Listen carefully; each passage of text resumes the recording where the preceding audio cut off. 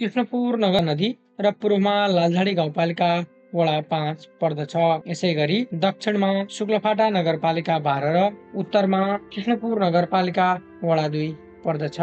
यो भूगोलभित्र रहेको कृष्णपुर वडा 3 विगतमा बाटोघाटो हिलाम्न धुलाम्न भएको बनारा नदीको पुनर्कटान भएको वडा हो। वडामा दोस्रो कार्यकालका लागि खेमराज चौधरी नेतृत्वमा वडा समिति निर्वाचित भएपछि वडाले विकास निर्माणका विभिन्न कामहरू गर्दै लगेको छ। यसै वर्ष वडाको चित्रपुरदेखि जोगी सुनारको घरसम्म सडक कालोपत्रे भएको छ भने चित्रपुरदेखि झोलुङ्गे पुलसम्म सडक कालोपत्रे भएको छ। कटान स्थित हिरापुर टोलमा सडक कालोपत्रे बनेको छ। कटानको बैजनाथ मन्दिरदेखि पश्चिमतर्फ सिन्की चौराहासम्म सडक कालोपत्रे बनेको छ। यसरी सडक कालोपत्रे हुँदा स्थानीयहरू धुलो हिलोबाट मुक्त भएका छन् भने सहज रूपमा सडक यात्रा गर्न मिलेको छ। यसरी धुलोबाट मुक्त हुने भएपछि स्थानीयहरू खुसी भएका छन्। यस बारेमा बताउँदै स्थानीय बसन्त कार्की, हाम्रो कृष्णपुर नगरपालिका वार्ड नम्बर 3 का जनप्रतिनिधिहरूको अब अथक प्रयासबाट यो बाटो सम्पन्न भएको छ। त्यसमा उहाँलाई हामी कृष्णपुर नगरपालिका वार्ड नम्बर 3 को टिमलाई धेरै धेरै धन्यवाद ज्ञापन गर्न चाहन्छौँ।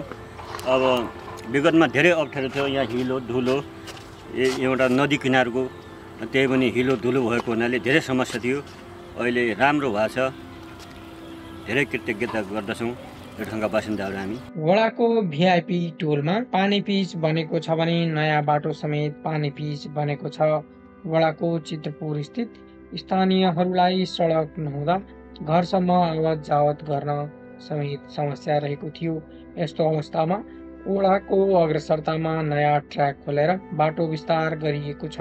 नयाँ बाटोमा ह्युम पाइपहरू राखेर बाटोलाई थप सहज बनाउन पानी पिच समेत गरिएको हो। वडाले वडाका नागरिकहरूको आस्थालाई मध्यनजर गर्दै धार्मिक क्षेत्रमा समेत लगानी गरेको छ।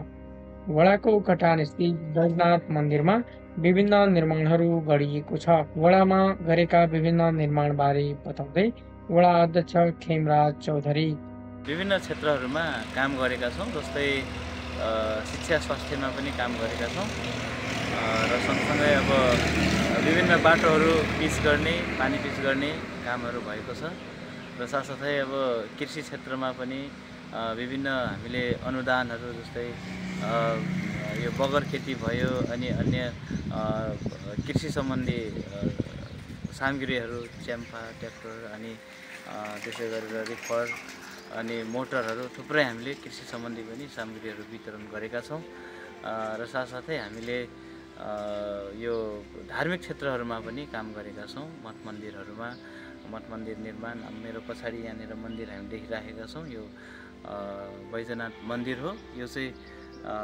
लगभग यो मन्दिर स्थापना भएको मेरो विचारमा 40 वर्ष भइसकेको छ र म वडाध्यक्ष हुन आउँदासम्म पनि यहाँ यो मन्दिरमा केही पनि संरचनाहरू बनेको थिएन। म वडाध्यक्ष भइसकेपछि हामीले निरन्तर यो मन्दिरलाई हामीले यो बााउन्ड्रीदेखि लिएर गेट भयो अनि मन्दिर निर्माणदेखि लिएर अनि उता सभा हल पनि निर्माण हुँदैछ। यसपटक पनि नगरबाट 10 लाख रुपियाँ त्यो सभा हल निर्माण गर्नको लागि चाहिँ हालिएको छ र यसरी यहाँनिर काम भएको छ र विभिन्न बाटोघाटोहरू पनि बनाएका छौँ, पुलपुलेसोहरू बनाएका छौँ। यो के अरे स्ल्याब कल्भर्टहरू अनि होम पाइप हाल्ने जडान गर्ने कामहरू भएको छ।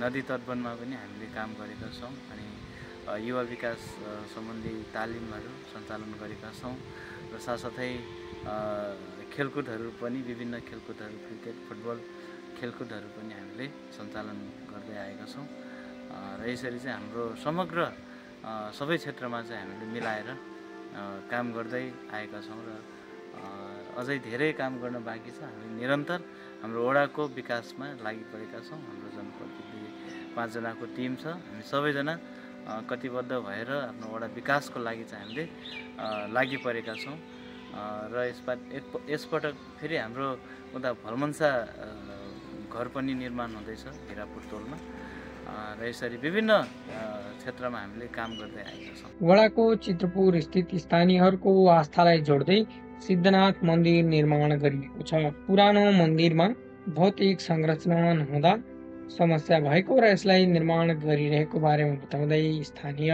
पुरानो मन्दिर हो होइन, पहिल्यैदेखि धेरै पुरानो हो। अब यसलाई अलिकति पूजा गर्नलाई पनि सजिलो होस् र अनि भयो अनि सामानहरू सुरक्षित रहने भए मन्दिर भएपछि पूजा गर्नलाई पनि सजिलो हुने भयो। मन्दिर क्षेत्रमा जग्गाको अभाव रहेको, भौतिक संरचनाहरूको अभाव रहेको, स्थानीयहरूको ठुलो आस्थाका साथ मानिरहेको हुँदा यहाँको विभिन्न भौतिक निर्माणहरू गरिएको छ। यस बारेमा बताउँदै वडाका सदस्य भीमराज जोशी, हामी निर्वाचित भएदेखि निरन्तर कृष्णपुर नगरपालिका वडा नम्बर 3 को विकासमा लागिरहेका छौँ। त्यसै विकासको क्रममा चित्रपुरमा रहेको सिद्धनाथ मन्दिर, पुर्खौँदेखि हामीले मान्दै आइरहेको सिद्धनाथ मन्दिरको अहिले निर्माण कार्य चलिरहेको छ र यो निर्माण कार्यको लागि विगत 2 वर्षमा हामीले पहिलो वर्ष 1.5 लाख, दोस्रो वर्ष 2.5 लाख गरी जग निर्माण गऱ्यौँ र अहिले हामीले यो पुरानो जग्गा छुट्याइसकेपछि अहिले 7 लाख विनियोजित गरेका छौँ। 7 लाखमा मन्दिर कम्प्लिट निर्माण हुने र वाल 32 मिटर वाल निर्माण हुने भन्ने छ। आउँदो वर्षसम्म वाल र मन्दिरको काम करिब कम्प्लिट हुने भन्ने हो र गौरा यसैमा बनाउने गरेका छौँ र यो क्षेत्रमा हुने गौराहरूको लागि विशेष सिद्धनाथ मन्दिरमै बनाउने गरेको हुँदा यसलाई अलिकति संरक्षण गर्नुपर्छ र बनाउनुपर्छ भन्ने मूल उद्देश्यका साथ कृष्णपुर नगरपालिकाको सम्पूर्ण निर्वाचित टिमले सहयोग गरेकोले सम्पूर्णमा म धन्यवाद व्यक्त। वडाले स्थानीय युवाहरूलाई कुलतमा लाग्नबाट बचाउन, खेल क्षेत्रमा अगाडि बढाउन र जीवन स्वस्थ राख्नका लागि खेलकुद खेलाइरहेको छ। वडाले नदीको कटानबाट बचाउनका लागि बेला बखत आवश्यकता अनुसार सक्दो रूपमा तटबन्धमा समेत काम गर्दै आइरहेको छ।